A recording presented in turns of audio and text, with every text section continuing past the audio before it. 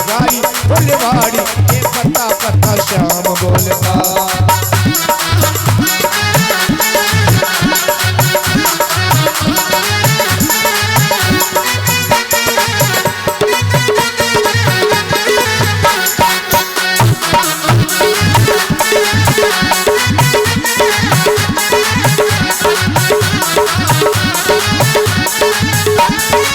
प्रेम के जल से सींची बगिया, प्रेम के जल से सींची बगिया, महके ग्वाला महकी सखियां, महके ग्वाला महकी सखियां।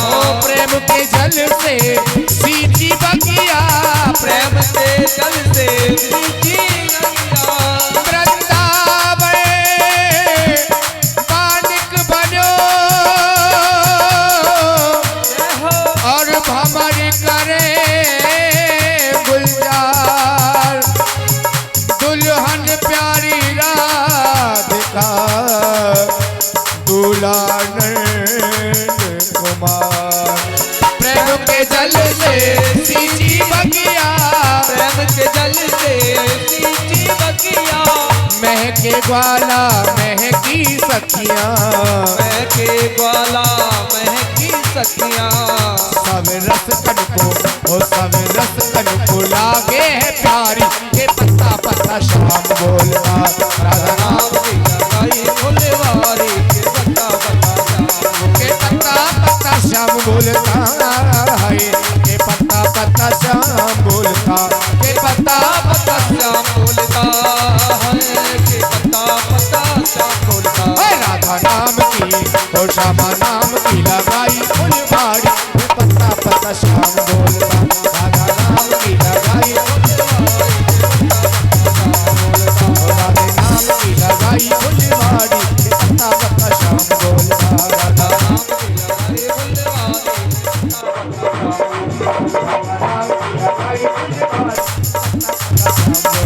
राधा नाम की लगाई फुलवाड़ी के पत्ता पत्ता श्याम बोलता। बोली वृंदावन बिहारी लाल की जय, शंकर भगवान की जय। देखिए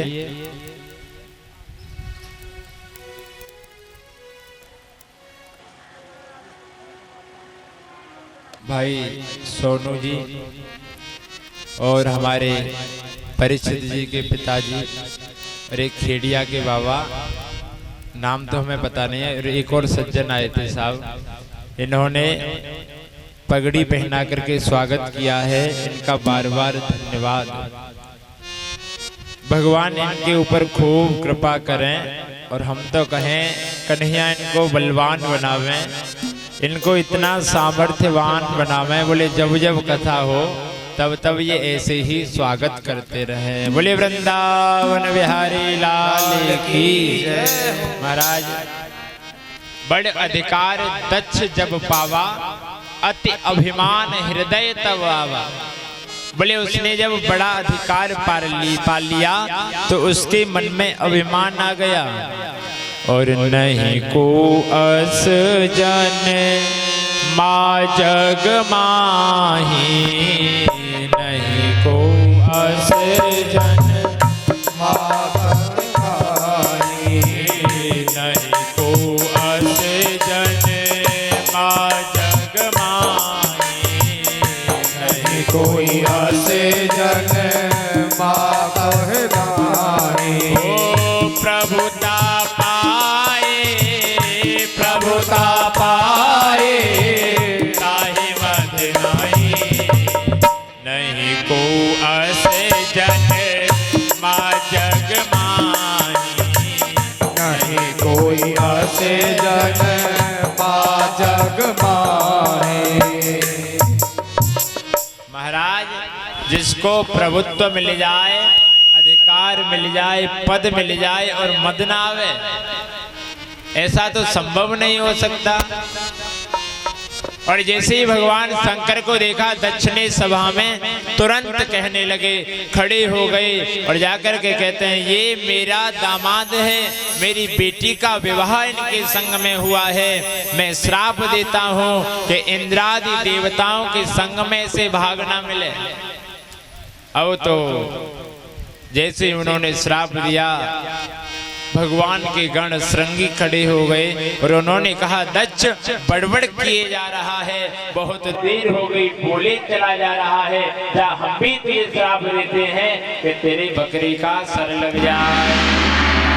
महाराज भृगु जी ने देखा, कहने लगे अरे ससुर का और दामाद का मामला तू बीच में बोलने वाला होता कौन है, जा मैं भी श्राप देता हूँ कि शिव के गण पाखंडी हो जाएं। शिव के गण बोले भाई तू देता तो श्रृंगी को श्राप देता, तुमने हमें श्राप दे दिया, जाओ हम भी श्राप देते हैं कि तुम जैसे ब्राह्मण भिखमंगे हो जाएं। भगवान बोले अरे राम राम, ये स्वागत समारोह हो रहा है या श्राप समारोह?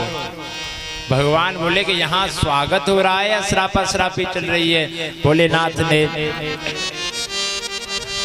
अपने साथ वाले सभी गणों को लेकर के चले गए और इधर दक्ष ने भगवान का अपमान करने के लिए, भोलेनाथ का अपमान करने के लिए बृहस्पति शव नामक एक यज्ञ रचाया और उस यज्ञ में सभी को निमंत्रण दिया गया, सभी को बुलाने लगे। और देखो कौन कौन आ रहे हैं, बोले किन्नर नाग सिद्ध गंधर्वा, किन्नर नाग सिद्ध गंधर्वा, बंधन समेत चले सुर सर्वा, किन्नर नाग सिद्ध गंधर्वा, किन्नर नाग सिद्ध गंधर्वा। ओ विष्णु विरंच महेश बिहाई, चले सकल सुर जान बनाई। श्री राम जय राम जय जय राम, श्री राम जय राम जय जय राम। ओ सती बिलो के व्योम विमाना, जात चले सुंदर विधिनाना, जात चले सुंदर विधिनाना, जात चले सुंदर विधिनाना। सुर सुंदरी करहि कल गाना, सुनत श्रवण छूटहि मुनि ध्याना, सुनत श्रवण छूटहि विधिनाना, सुनत श्रवण छूटहि विधिनाना। श्री राम जय जय राम, श्री राम जय राम जय जय राम, श्री राम जय राम जय जय राम। बोले वृंदावन बिहारी लाल की जय हो। बोले दक्ष की यज्ञ में कौन कौन चल दिए, बोले किन्नर नाग सिद्ध गंधर्वा, बंधन समेत चले सुर सर्वा। महाराज सब साथ में जा रहे हैं और देखो जो देवता जा रहे हैं ना अपने विमानों में बैठ बैठ करके, तो जिन देवांगनाओं को पता चल गया कि सती को निमंत्रण नहीं दिया है, अब तो वो अपने विमानों को कैलाश पर्वत के ऊपर से लेकर के जा रही हैं। उनको पता लग गया कि सती के पिताजी ने सती को निमंत्रण नहीं दिया, अब तो विमान कैलाश के ऊपर से जा रहे हैं। और सती विलोके व्योम विमाना, जात चले सुंदर विधि नाना। सती ने विलोके यानी कि देखे क्या, व्योम, व्योम माने आकाश में, विमाना तरह तरह के विमान सज करके जा रहे हैं। भोलेनाथ से पूछने लगे स्वामी ये सब देवता इतने सुंदर सुंदर सज करके कहाँ जा रहे हैं? तो भगवान कहने लगे ये तुम्हारे पिताजी के घर जा रहे हैं। बोले क्यों? कि तुम्हारे पिताजी यज्ञ कर रहे हैं। और महाराज जैसे ही सुना पिताजी के यहाँ यज्ञ हो रहा है, और साहब बेटी के पिता कोई कार्य करें और बेटी न जावे, पता चल गया पिताजी यज्ञ कर रहे हैं, तो कहने लगी पिताजी ने हमें निमंत्रण नहीं दिया।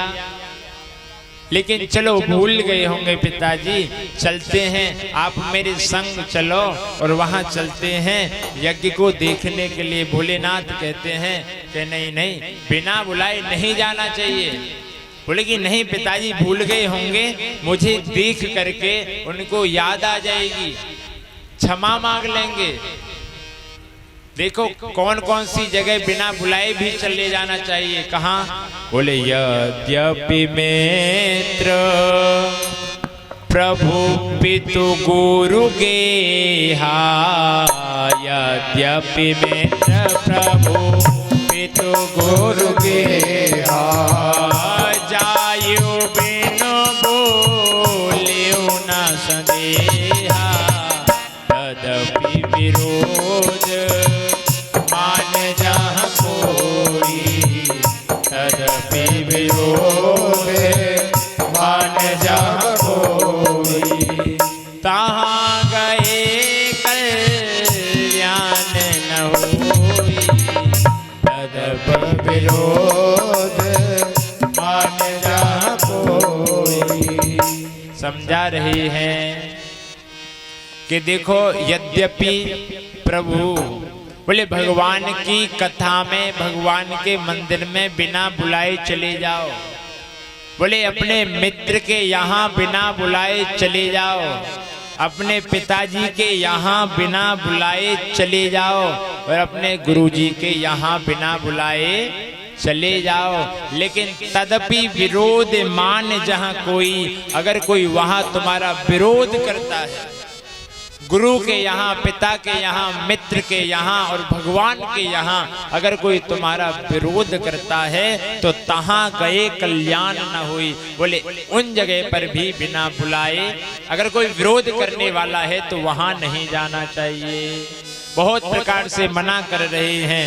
भांति अनेक शंभु समझावा, भांति अनेक शंभु समझावा, ओ भावी बसना, भावी बसना ज्ञान और आवा, भांति अनेक शंभु समझावा, भांति अनेक शंभु समझावा।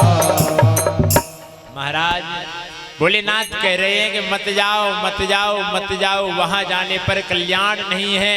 लेकिन भावी वसना, बोले जो होनी होती है वो होनहार होती है, बलवान होती है, उसको कोई मिटाने वाला नहीं है। भावी वसन ज्ञान हो रहा। कहने लगे कि मैं तो जाऊंगी, मेरे पिताजी के यहाँ यज्ञ हो रहा है, मेरे पिताजी के यहाँ कथा हो रही है, यज्ञ हो रहा है, मैं तो जाऊंगी। और बार बार हट करती हैं, जाने लगी। कहती हैं अरे चलो, तुम्हारे भी तो वो ससुर हैं। देखो जब माताओं को कोई काम बनाना हो तो ये नहीं कहती हैं कि बोले मेरे पिता, बोले तुम्हारे ससुर हैं, चलो अपने ससुर साहब से मिलकर के तो आओ। बार बार कह रही हैं लेकिन भगवान नहीं जाते, चलती जाती हैं। और जैसे ही जाने लगी मुड़ कर के फिर पूछ रही हैं, कह रहे चलो चलो, भगवान किस प्रकार कह रहे हैं। और भोले शंभु कैलासी भेज दो, पिता के घर भेज दो। ओ भोले शंभु कैलासी भेज दो, पिता के घर भेज दो। ओ भोले शंभु कैलासी भेज दो, पिता के घर भेज दो। ओ भोले शंभु कैलासी भेज दो, पिता के घर भेज दो।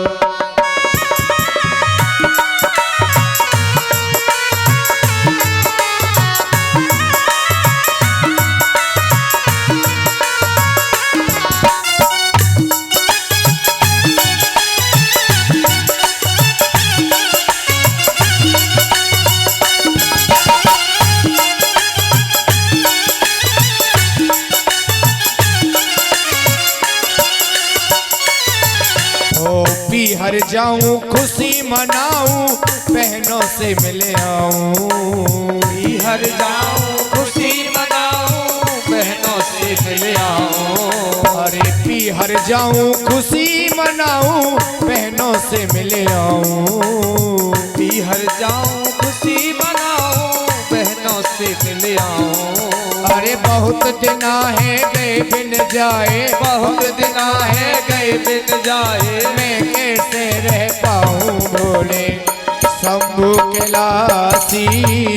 भेज दो पिता के घर भेज दो ओ भोले शंभू के लासी।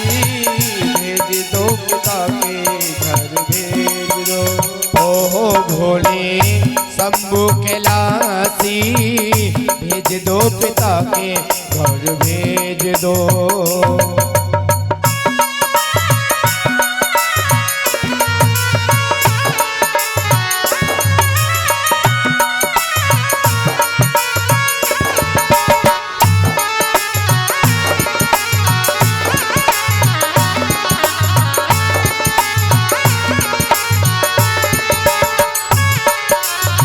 मानो कहने हमारो सती जी बिन आदर मत जाओ। मानो कहने हमारो सती जी बिन आदर मत जाओ। अरे मानो कहने हमारो सती जी बिन आदर मत जाओ। मानो कहने हमारो सती जी बिन आदर मत जाओ। अरे होए बहुत अपमान त्योहारो, होए बहुत अपमान त्योहारो, फिर पीछे पछताओ भोले शंभू के लासी। भेज दो पिता के घर भेज दो ओ भोले शंभू के लासी। भेज दो पिता के घर भेज दो। ओ भोले शंभू के लासी। भेज दो पिता के घर भेज दो। भोले शंभू के लासी। भेज दो पिता के घर भेज दो। बोले शंकर भगवान की जय हो।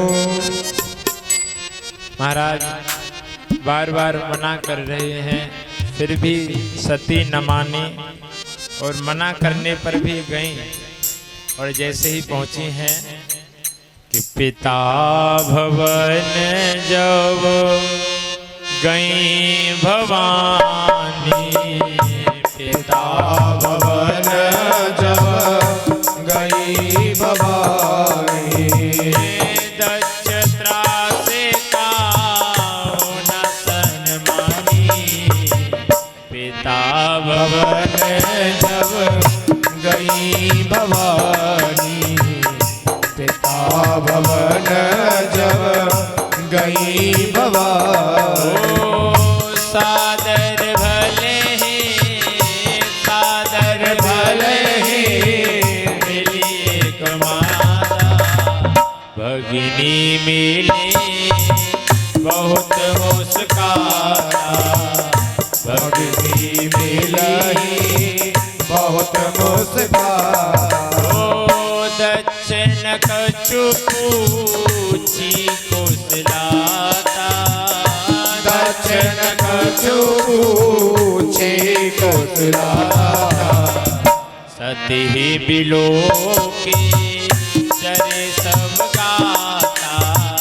सती बिलो गई सब गाता। महाराज जब यज्ञ में पहुंच गई, द्वार पर सती को आते हुए जब देखा तो दक्ष तो महाराज तिरछी नजर कर करके चले गए। केवल उस यज्ञ में इनकी आवगत की तो केवल वो उनकी माने। महाराज जैसे ही इनकी माने ने आते हुए देखा तो बोली, बेटी मुझे तुझ पर विश्वास था कि तू जरूर आएगी। बोले भगनी मिली बहुत मुस्काता। सादर भले ही मिली एक माता। बोले सादर केवल एक इनकी माँ ही मिली है, बहन तो इनकी हंसी कर रही है। अरे देख तो सही, पिताजी के निमंत्रण ना देने पर भी आ गई। पिताजी के निमंत्रण ना देने पर भी आ गई। और देखो देखो पहाड़ों पर रहने वाली आ गई। इनका बार बार तरह तरह से इन्होंने अपना अपमान तो सहन कर लिया। और महाराज जब इन्होंने जाकर के यज्ञ को देखा और यज्ञ में जब इनको कहीं भी भगवान शिव का भाग न देखा, हर चीज सहन कर ली, लेकिन अपने स्वामी का, अपने पति का अपमान न सहन कर सके और बोली कि सुनहु सभासद सकल मुनिंदा, सुनहु समाज सकल मुनिंदा, कहीं सुनीजे कहीं सुनीजे शंकर निंदा, सुनहु सभासद सकल मुनिंदा, सुनहु सभासद सकल पुनीता। सो फल तोरत सो फल तोरत लहब सब काहू, भली भांति पछताव पिताऊ, भली भांति पछताव पिताऊ। कहने लगे कि सुनहु सभासद सकल मुनिंदा, कही सुनी जे शंकर निंदा। बोले जिन्होंने भगवान भोलेनाथ की निंदा सुनी है और या कही है, सो फल लेब तुरंत सब काऊ, आप सबको तुरंत फल मिल जाएगा। और ये जो मेरा पिता है ना दक्ष, ये भली भांति पछताव पिताऊ, इनको भली भांति पछताना पड़ेगा। और ये जो मेरी देह है ना, ये जो मेरी देह दक्ष के, बोले मैं जाऊंगी, दक्ष के जो वीर से उत्पन्न हुई है, मैं जाऊंगी तो भगवान भोलेनाथ मुझसे कहेंगे कि आओ दक्ष कुमारी आओ, तो मैं ये शब्द सहन न कर सकूंगी। क्यों? बोले जो व्यक्ति भगवान की निंदा सुनता है, संत शंभो श्री पति अपवादा, सुनिय जहां तहां असीमर ज्यादा। महाराज जहां संत का, शिव जी का और लक्ष्मीपति भगवान विष्णु की निंदा सुनी जाए, वहां ऐसी मर्यादा है कि यदि अपना बस चले तो उस निंदा करने वाली की जीभ काट लो। अगर तुम्हारा बस नहीं चलता है तो वहां से तुरंत उठ करके चले जाओ। बोले क्यों? क्योंकि हरिहर निंदा सुनहि जे काना, हरिहर निंदा सुनहि जे काना। ते अपराधे गौ, ते अपराधे गौ घात समाना, हरिहर निंदा सुनहि जे काना, हरिहर निंदा सुनहि जे काना। जो भगवान की निंदा सुनता है अपने कानों से, कहते हैं कि उसको गौघात के समान पाप लगता है। इन्होंने कहा कि ये मेरी दक्ष के देह, वीर से उत्पन्न देह है, मैं अपनी इस देह को त्याग दूंगी। और सती जी ने योग अग्नि प्रकट करी और अपने उस देह को त्यागने लगी। उनका वो शरीर अग्नि में जलने लगा।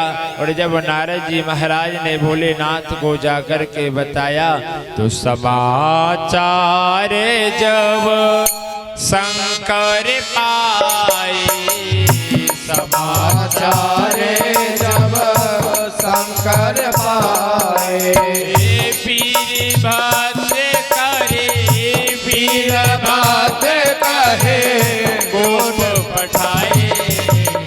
समाचार जब शंकर पाए, समाचार जब शंकर पाए।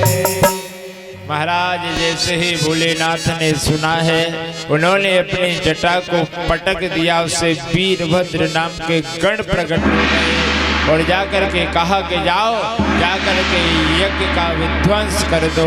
वीरभद्र गए, जाकर के उन्होंने देखते ही देखते दक्ष प्रजापति का सर धड़ से अलग कर दिया।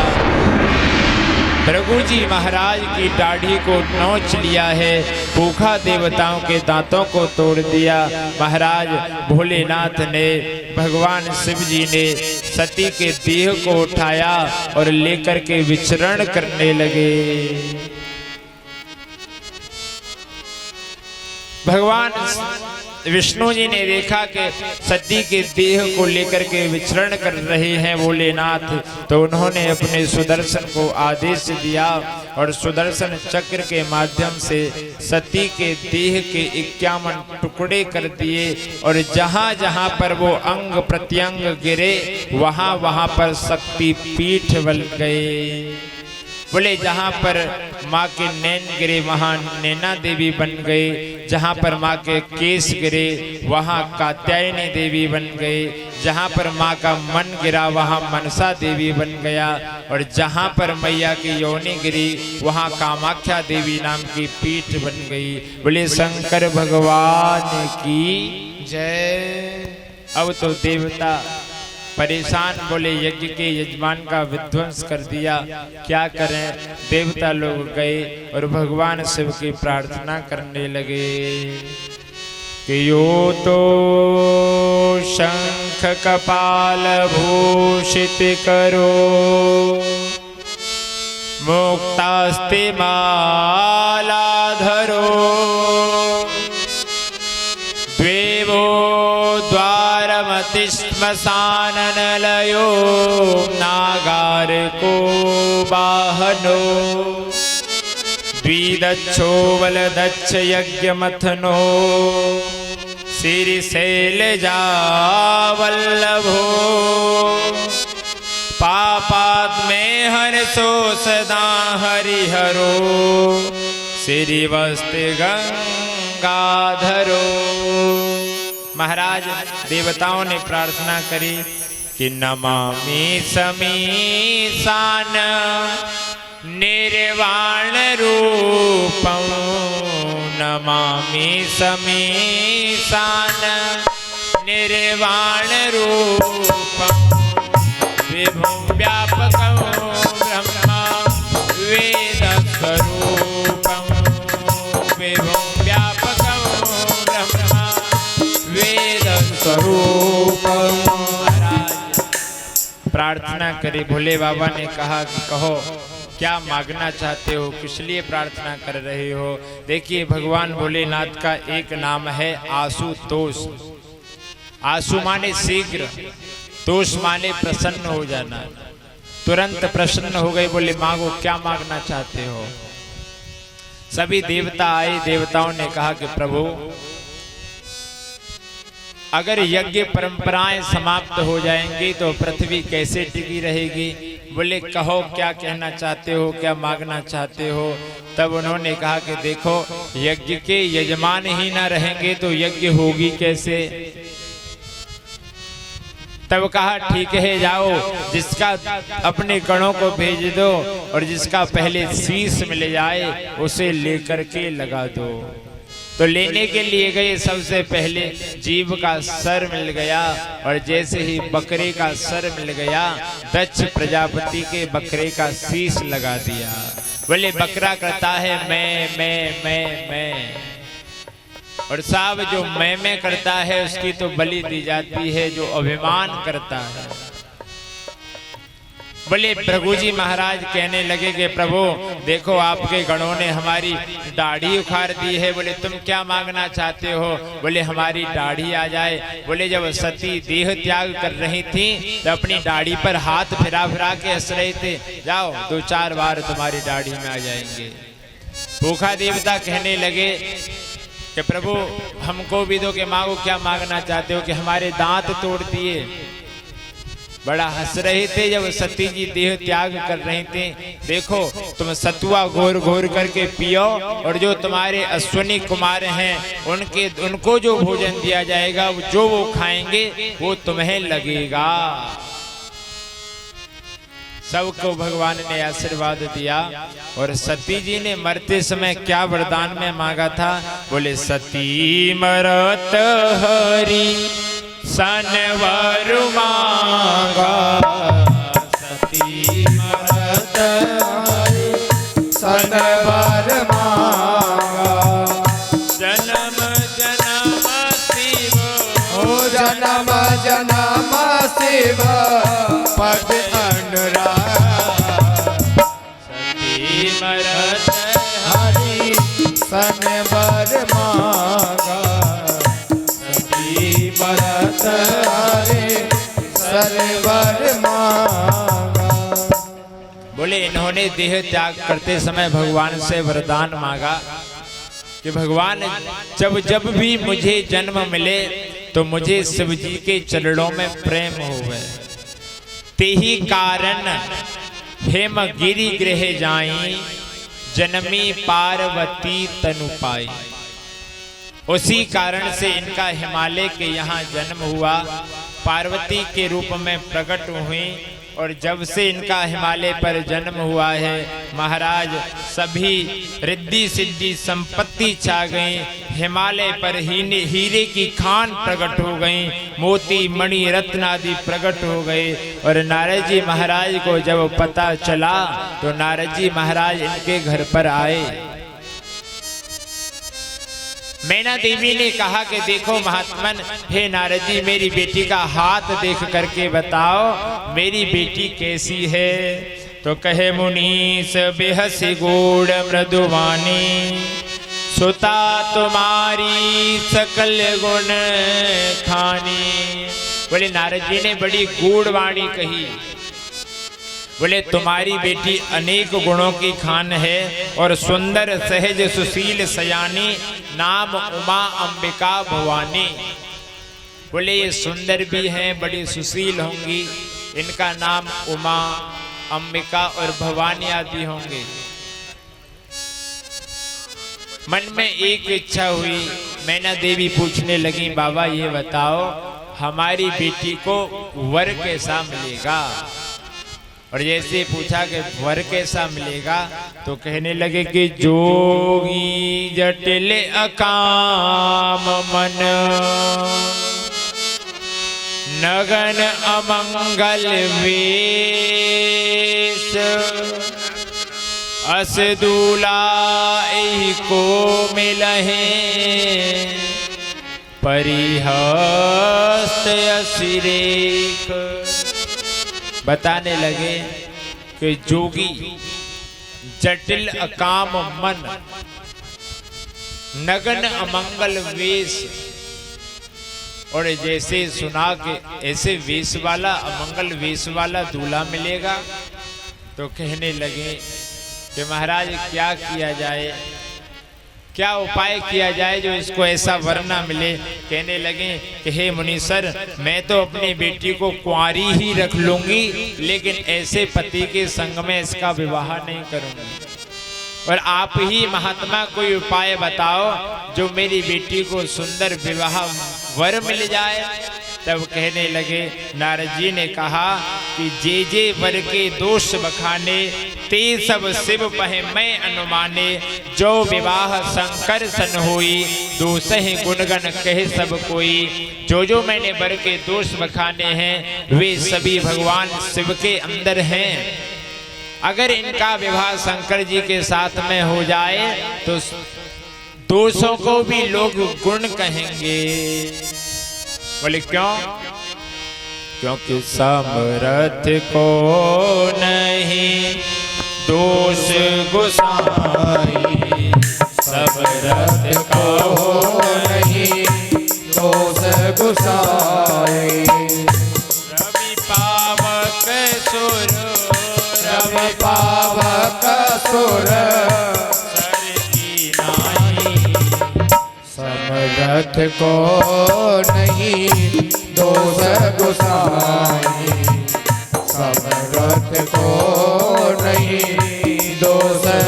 नाई। कहने लगे कि सामर्थ्यवान को दोष नहीं लगता है। बोले कैसे?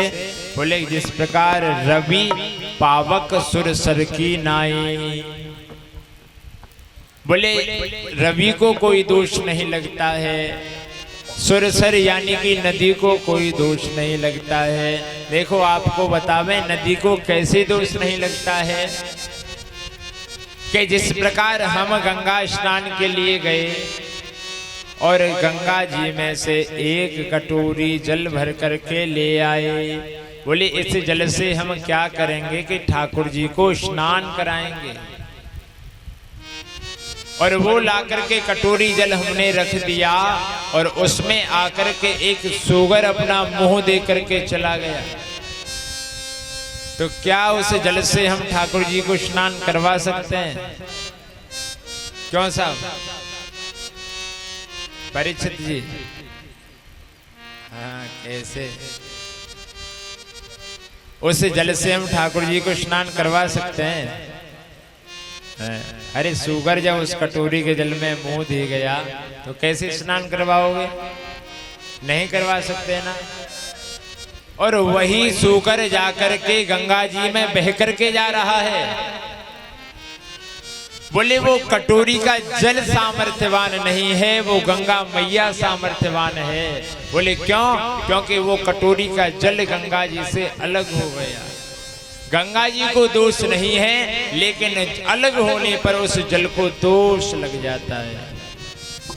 महाराज बोले बाबा को कोई दोष नहीं है। अगर तुम्हारी बेटी तप करे तो भोलेनाथ पति के रूप में प्राप्त हो जाएंगे।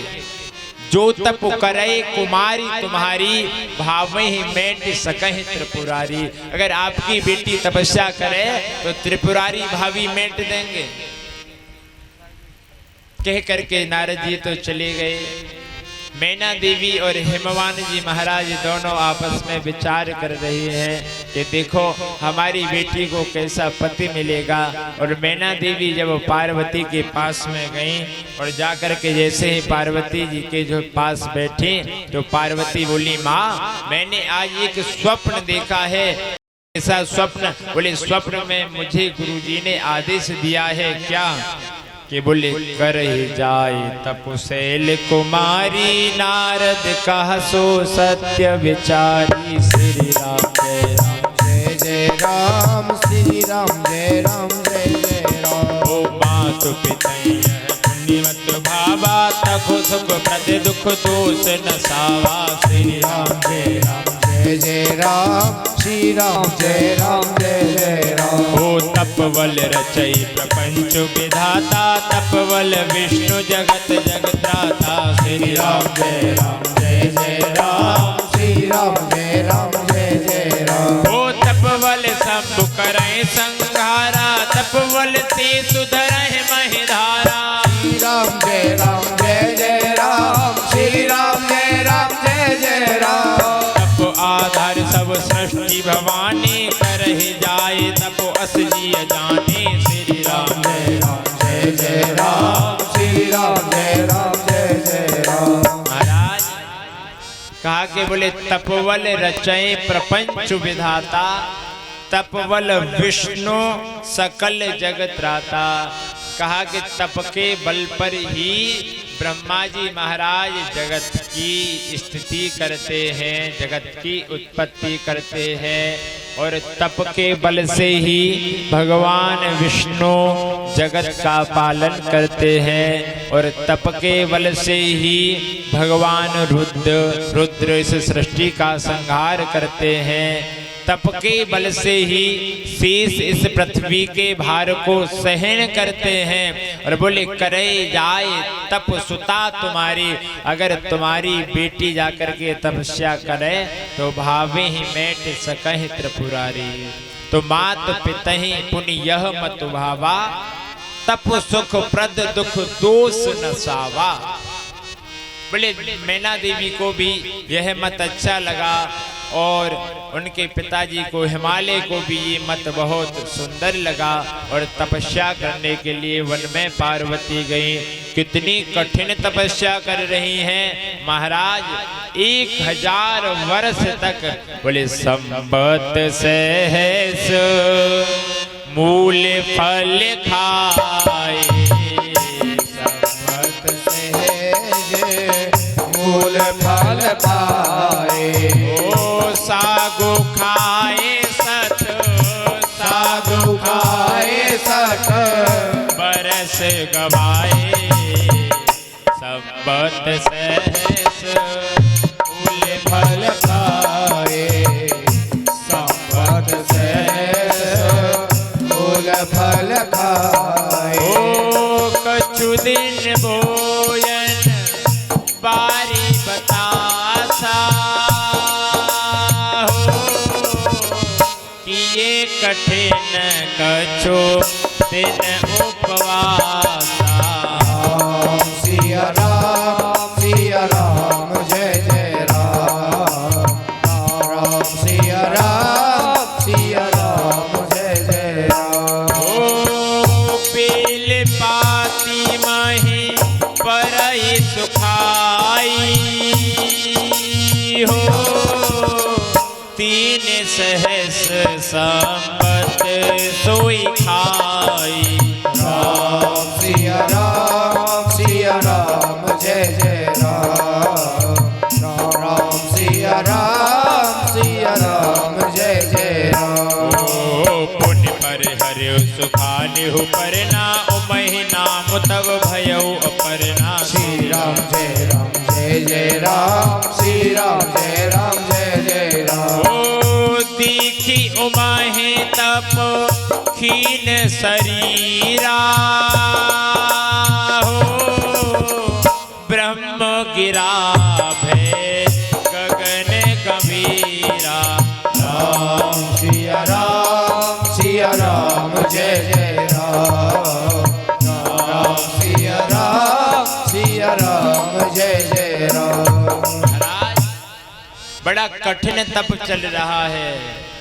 बोले संबत सहस, सहस माने 1000, 1000 वर्ष तक फल फूल खा करके रहे और साग खाए 7 वर्ष गवाए। 100 वर्ष तक तो केवल व केवल साग खा करके रहे।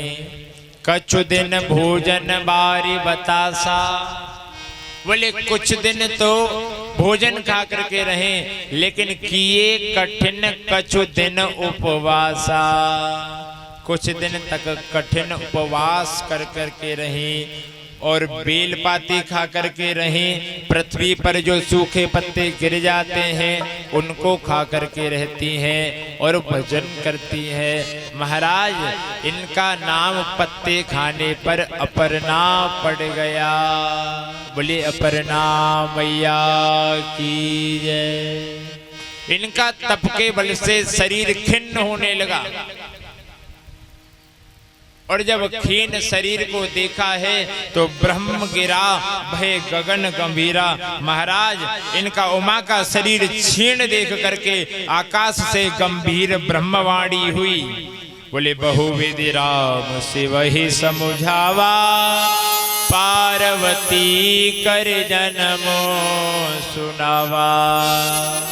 महाराज बार बार भोलेनाथ को राम जी ने समझाया तो राम जी से कहते हैं भोलेनाथ के प्रभु आपकी आज्ञा सिर माथे। तो राम जी कहते हैं देखो भोलेनाथ आप आज्ञा को सिर पर मत रखो। बोले क्यों?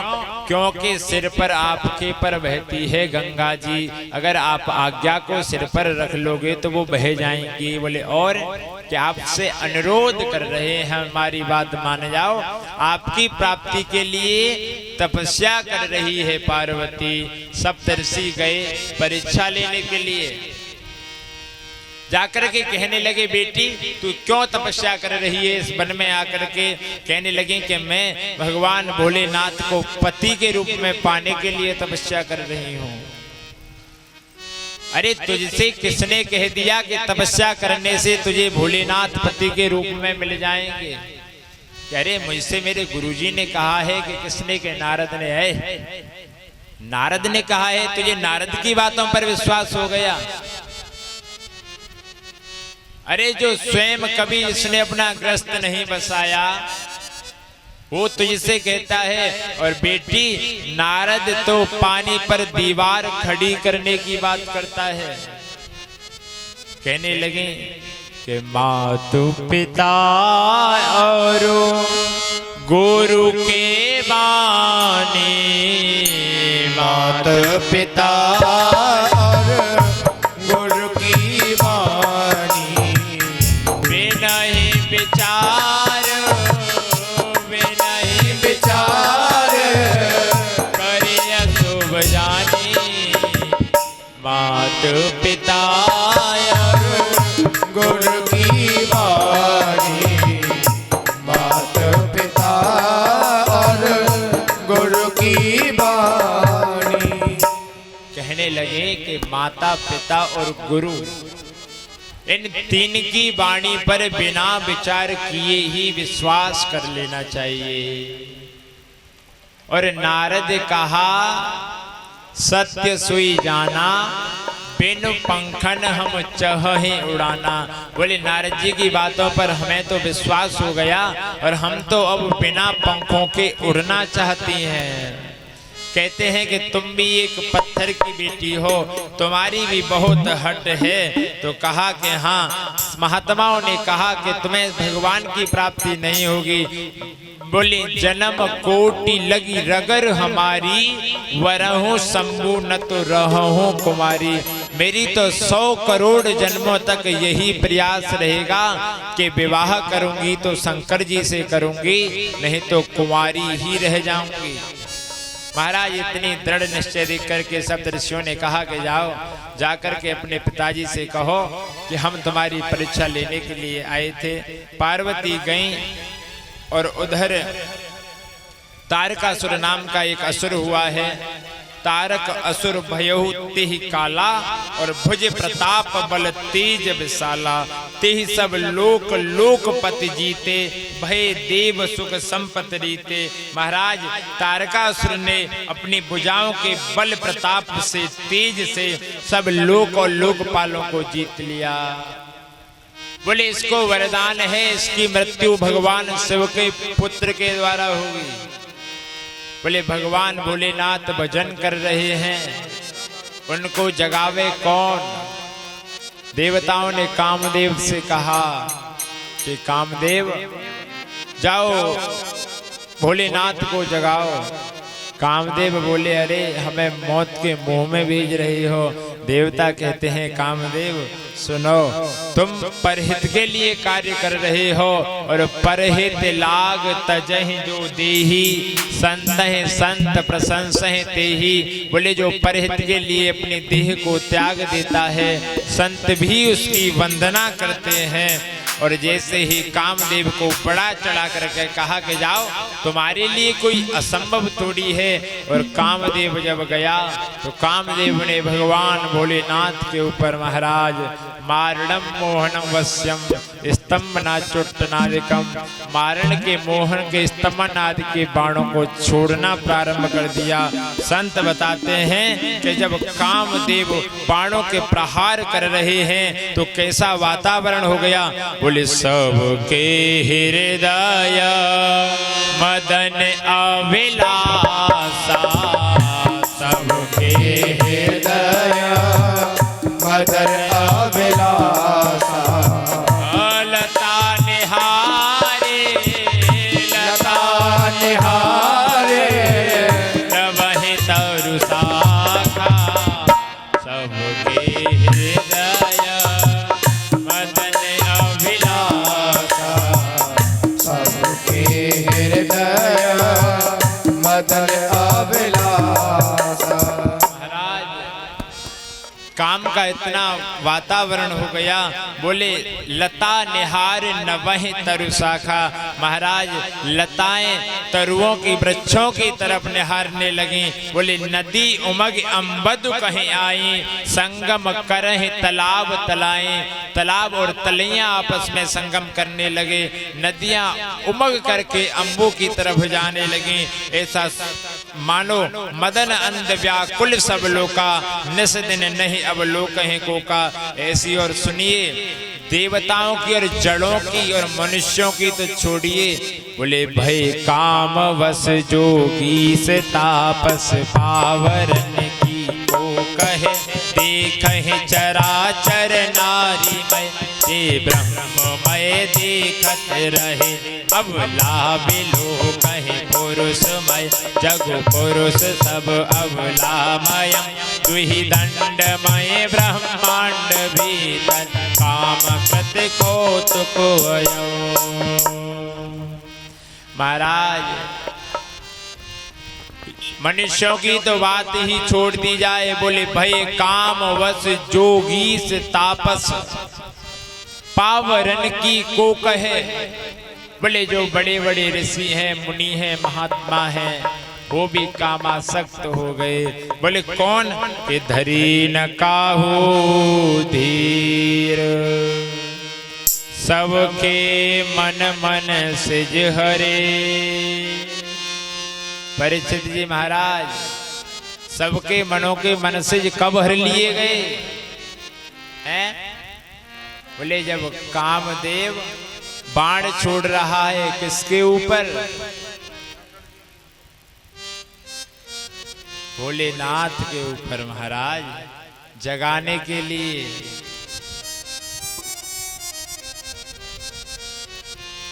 कि धरी न काहू धीर, सबके मन मन सिज हरे। और जे राखे रघुवीर, ते उहरे ते काल महो। बोले काऊ ने धीर न धरी, सबके मन के मन से झर लिए। बोले उस समय भी कुछ लोग बच गए। बोले कौन?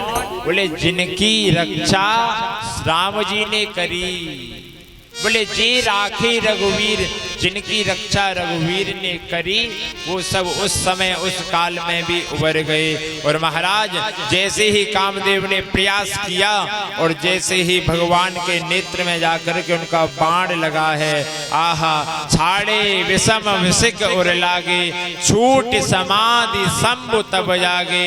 भई ईस मन क्षोभ विशेषी, नयन उघारे सकल दिशि देखी। बोले नाथ नैन खोल करके चारों दिशाओं में देखने लगे कि कौन है जिसने मेरे ऊपर बाण चलाया है, मेरी तपस्या को भंग किया है। और जैसे ही देखते सौरभ पल्लव मदन बेलोका, भयउ कोप कंपिउ त्रैलोका। महाराज जैसे ही आम के वृक्ष में छुपे हुए कामदेव को भगवान ने देखा, आहा सारे सकल में त्रैलोक में कंपन होने लगा, त्रैलोक कांपने लगे महाराज भोलेनाथ के क्रोध से। और जब सेवती सर नयन उघारा, तब सेवती सर नयन उघारा। चितवत कामो चितवत कामो पयोजर धारा। जब सेवती सर नयन उघारा, जब सेवती सर नयन उघारा। महाराज भोलेनाथ ने देखते ही देखते कामदेव को जला करके राख बना दिया। रति दौड़ती हुई चली आई कि महाराज अब मैं किसके संग में रहूंगी, आपने मेरे पतिदेव को तो जला दिया। तब कहने लगे कि बोले जब यदुवंश कृष्ण अवतारा, जब यदुवंश कृष्ण अवतारा। हो ही हरण, हो ही हरण महामाही भारा। जब यदुवंश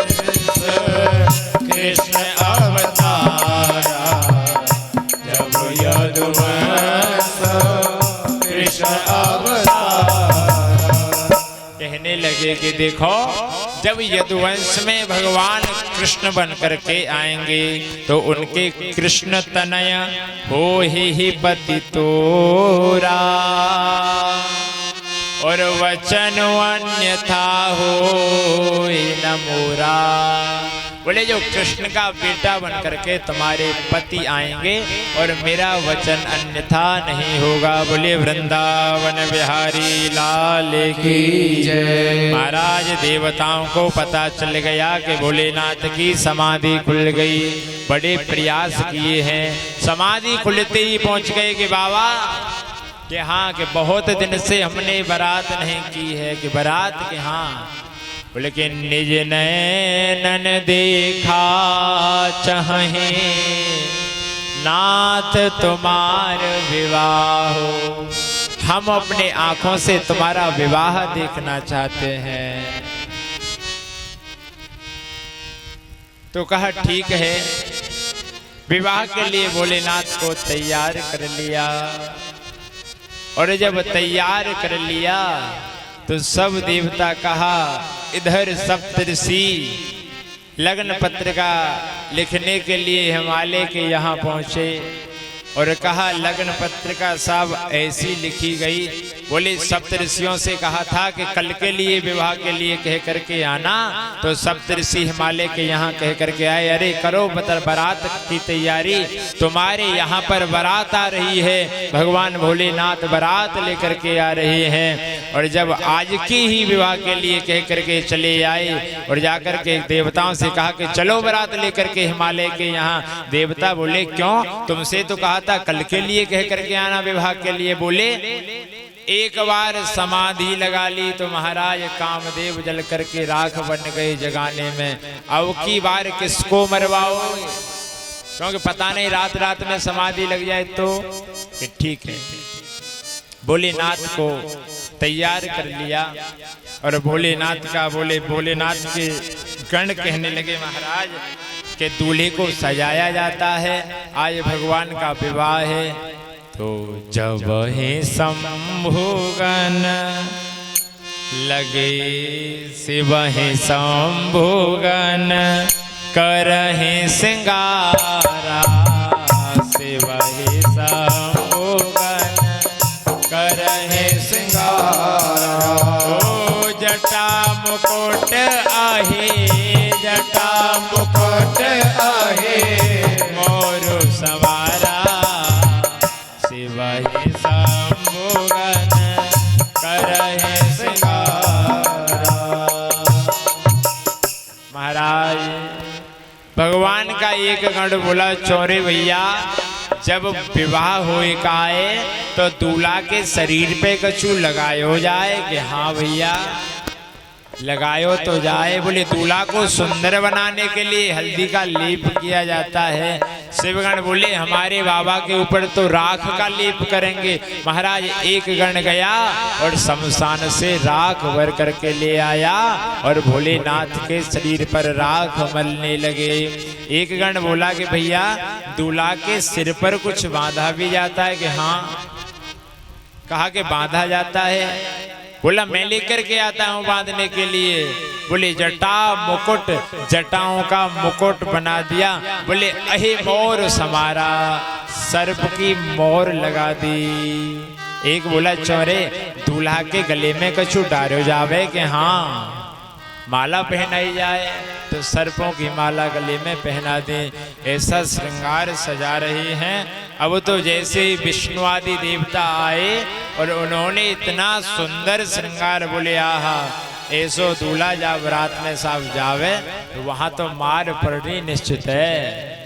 बोले शरीर पे राख लिपटे हुए है, जटाओं का मुकुट है, किस प्रकार भगवान का श्रृंगार कर रहे हैं। बोले वृंदावन बिहारी लाल की जय। दोपहरी लचकेदार भोला मेरे कुंड सजायोड़ी, दोपहरी लचकेदार भोला मेरे कुंड सजायोड़ी, दोपहरी लचकेदार भोला मेरे कुंड सजायोड़ी, दोपहरी लचकेदार भोला मेरे कुंड सजायोड़ी, दोपहरी लचकेदार भोला मेरे कुंड सजायोड़ी।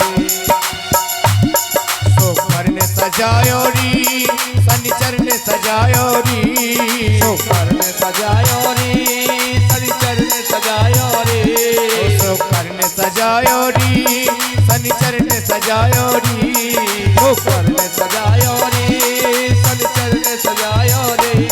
गोरा को ताबेदार भोला मेरे पुण्य सजायो री, दोपहरे लचकेदार भोला मेरा कौन सजायो रे।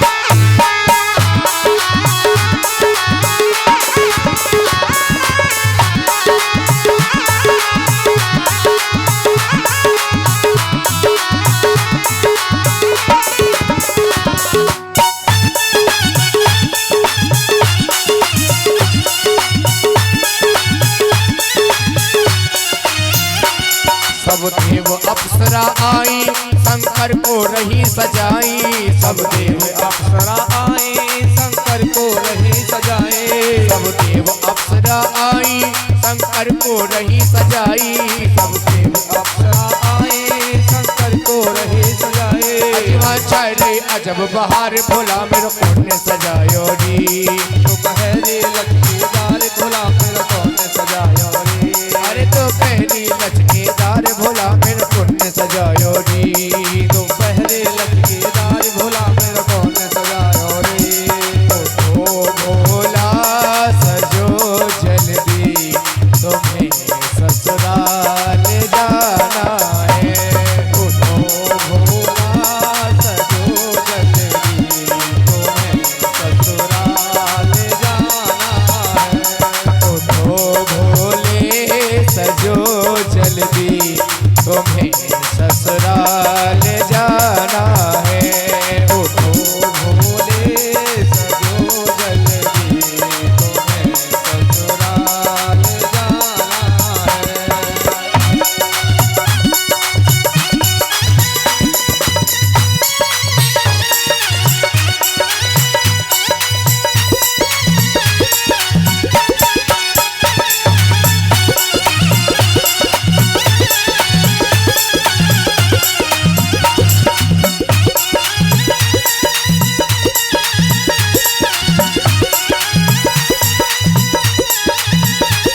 राधा ने सजायो री रुक्मणी ने सजायो री, राधा ने सजायो री रुक्मिणी ने सजायो री। राधा ने सजायो री रुक्मणी ने सजायो री, राधा ने सजायो री रुक्मिणी ने सजायो री। अरे कान्हा को अरे कान्हा को अरे कान्हा को ताबेदार भोला मेरे पुण्य सजायो री, दोपहरे लचकेदार सजायो री, अरे तो पहली लचकेदार दूल्हा मेरे पुण्य सजायो री।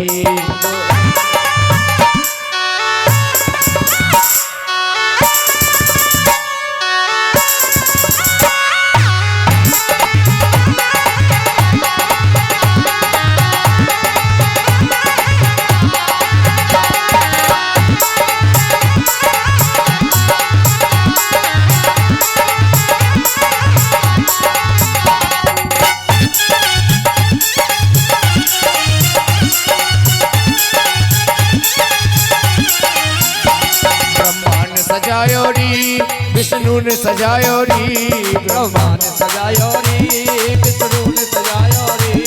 ब्रह्मा ने सजायो री विष्णु ने सजायो री, ब्रह्मा को सजायो री विष्णु ने सजायो री। गौरा को अरे गौरा को अरे गौरा को ताबेदार भोला मेरे पुण्य सजायो री, लचकेदार भोला कौन सजायो री। अरे तो पहली लचकेदार भोला मेरे पुण्य सजायो री, दोपहरे लचकेदार भोला कौन सजायो रे। ओ तो पहली लचकेदार भोला मेरे पुण्य सजायो री, दोपहरे लचकेदार भोला कौन सजायो रे। आए तो पहली लचकेदार भोला मेरे पुण्य सजायो री, तो पहली लचकेदार भोला मेरे पुण्य सजायो री, ओ तो पहली लचकेदार भोला मेरे पुण्य सजायो री। बोले शंकर भगवान की जय हो। वृंदावन बिहारी लाल की जय हो। जय जय श्री राधे। महाराज इतना सुंदर श्रृंगार हो रहा है। एक भगवान का गण बोला, कह रे भैया दूल्हा के कोई टीका लगाया जाता है? तो हाँ, एक कहने लगा लगाया जाता है। तो एक गण गया दौड़ करके एक कोयला उठा करके लाया और घिस करके भगवान के लगाने लगे। तो भगवान पूछने लगे, अरे भैया ये कहाँ लगा रहे हो? तब बोले कि ये आपके टीका लगा रहे हैं, आपको किसी की नजर ना लग जाए। महाराज विष्णु आदि देवता आए, उन्होंने कहा कि देखो भाई, सब बारात अपने अपने मंडल के साथ में जाएगी। बोले सब अपने अपने ग्रुप के साथ जाएंगे। बोले दूल्हा के साथ में कोई नहीं जाएगा। भोलेनाथ ने कहा ठीक है, सब अपने अपने गणों के संग चलो। और कहने लगे कि ऐसा कोई स्थान ही नहीं है इस दुनिया में जहां हमारे गण ना हो। उन्होंने नंदी आदि को आदेश दिया कि चलो अब हम शंख बजा करके हमारे गणों का आवाहन करो। और महाराज जब उनके गण बुलाए गए, भूत प्रेत बैताल, इतने भयानक इनके गण हैं। महाराज बारात चल दी और बारात जा रही है। और देखिए नाना वाहन नाना बेसा,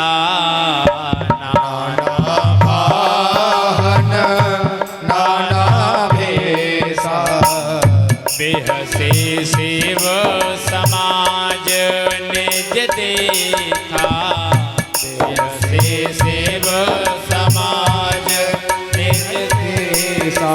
ओ कुमुखहीन विपुल मुख काहू, बहुपद कर कोई बहुपद बाहू। राम सिया राम, सिया राम जय जय राम।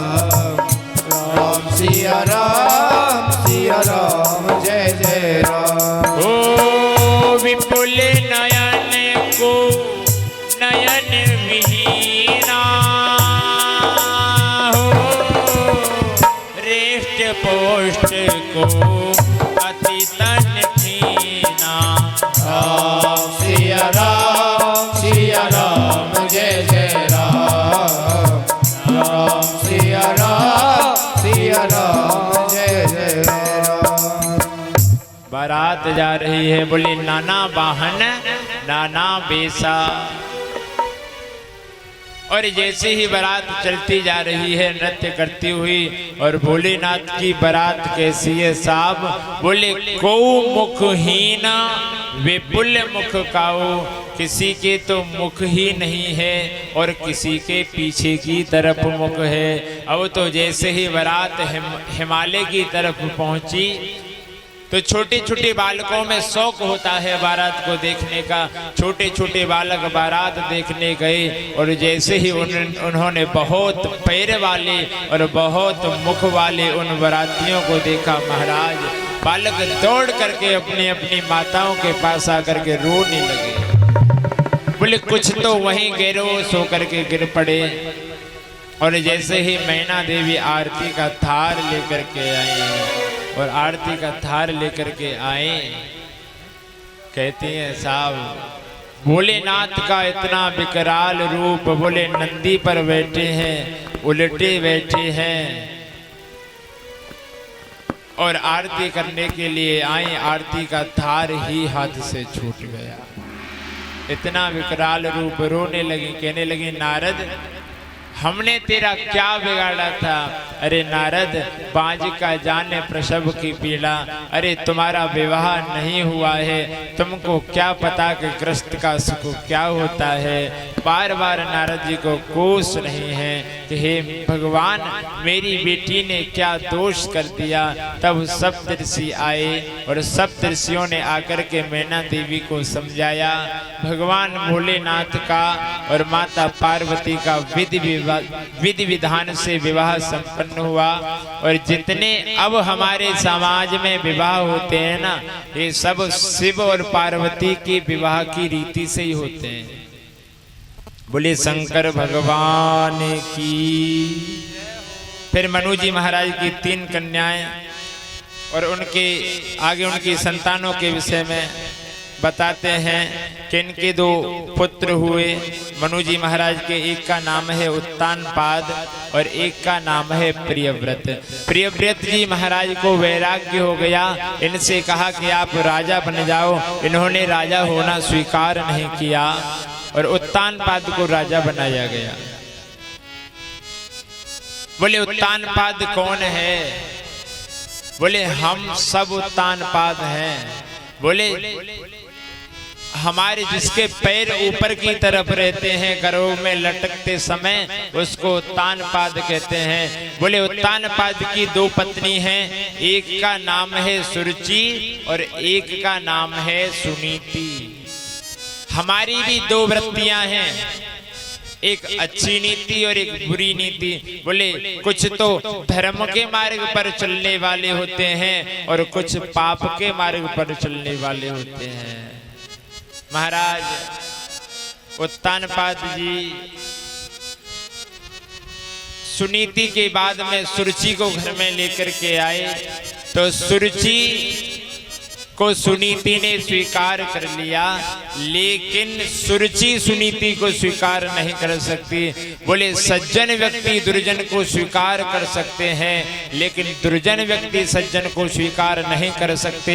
गोकर्ण जी महाराज धुंधकारी को स्वीकार कर सकते हैं, लेकिन धुंधकारी गोकर्ण जी को स्वीकार नहीं कर सकता। महाराज इनकी पत्नियों के इन्होंने देखिए जब ये विवाह करके लाए सुरुचि के साथ में, तब इसने कहा कि अगर ये महल में रहेगी तो मैं महल में नहीं रहूंगी। गर्भवती रानी सुनीति को उत्तानपाद ने महल से निकाल दिया और एक दूसरी जगह कुटिया बना करके वो रहने लगी। समय पा करके उनके एक बालक ने जन्म लिया। ये बालक बड़ा भगवत भक्त है। एक दिन ये और सुरुचि के पुत्र उत्तम दोनों भाई खेलते खेलते जाकर के ध्रुव जी महाराज राजा उत्तानपाद की गोद में बैठ गए। महाराज सुरुचि ने देखा तो खेलते हुए बालक को उतार करके कहने लगी, जा तुझे इनकी गोद में बैठने का अधिकार नहीं है। बोले क्यों? ये मेरे तो पिता हैं। ध्रुव जी ने कहा कि ये मेरे भी तो पिता हैं, मुझे इनकी गोद में बैठने का अधिकार क्यों नहीं है माँ? तब कहने लगे अगर तुझे इनकी गोद में बैठना है तो वन में जा और जाकर के तपस्या कर, और तपस्या करने के बाद में तुझे भगवान मिल जाएं, तब भगवान से कहना कि मुझे माता सुरुचि की कोख से जन्म दो। महाराज के तपसाराध्य पुरुषो तस्यैवानुग्रहेण में गर्भे त्वं साधयात्मानं यदि इच्छसि नृपासनम। बोले तुझे वन में जाकर के भगवान मिल जावे तो भगवान से कहियो कि मुझे सुरुचि की गोद में जन्म दे, कोख से जन्म दे। तो ध्रुव जी महाराज रोते रोते अपनी माँ के पास में गए और किस प्रकार अपनी मैया से कह रहे हैं,